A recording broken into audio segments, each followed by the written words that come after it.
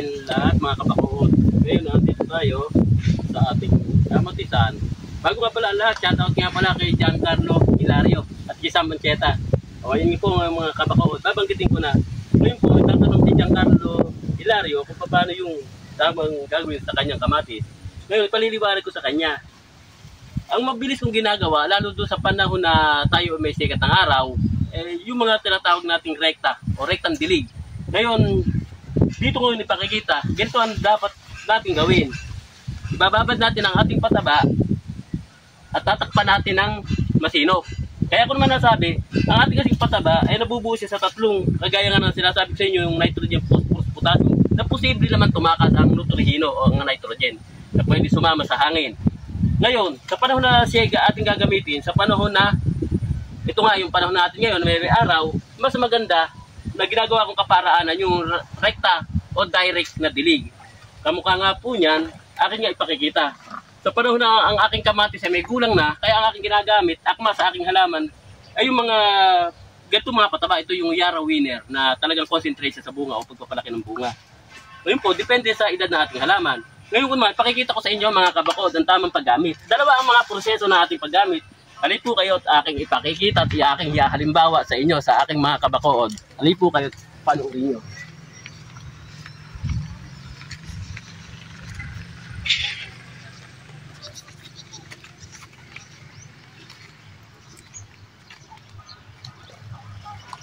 O ayan po mga kabakod. Nilagyan ko na po siya ng Yara Winner na may kasama po siyang calcium. Ayan po mga kabakuod. Ang ginagawa ko po, pumutol po ako ng sukat na 200 ml na may kasama po na 16 liters water na ang takal po ng aking ginagawang pataba ay yung pinupuno ko po yung isang cup noodles. Ganito po ang tamang paggamit.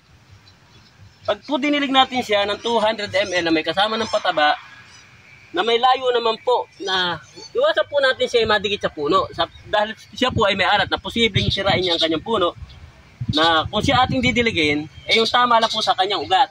Ayan po, tingnan nyo mga kabakod ang aking ginagawa. Ayan po, ganyan lang po ang tamang pagdidilig. Iwasan po nating madikit sa puno, ugat lang po ang dapat na tumanggap o kumain ng ating patabang niya apply. So ayan po mga kabakod, tingnan nyo po ang aking ginagawa. Ayan po mga kabakuod, kung makikita nyo, ganyan lang po, napaka-simple. Pero sige, nasabi sa inyo, epektibo naman.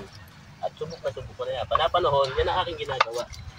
Mga kabakuod. So ngayon po, ngayon ko naman ipaliliwanag sa inyo yung isang proseso ng pag-aabono o pagpapataba ng ating kamatis. Ayan po. Ganito po yan. At depende naman po din sa edad ng kamatis na inyong binabanggit. At lalapatan natin siya ng pataba o abono na tinatawag. Ayan po. Ganito naman po ang aking ginagawa. Sa panahong uulan, na kailangan na ng nutrients na ating halaman, ang gagawin po natin siya, bago umulan o makaulan, pilitin natin siyang maitsahan po ng pataba ng malapit sa puno para hindi po siya magutom. Hindi kaya doon sa butas natin inyakma, doon natin lalagyan siya ng isang kutsarang pataba na ilalagay natin doon sa butas o sa lugar ng diligan o ganyan po mga kabakuod.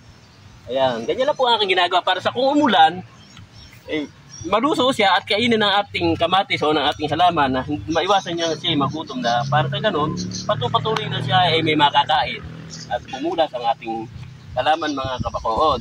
O ganyan lang po, napakasimple ka mga kabakuod. Hindi po, magandang tanghali sa ating lahat.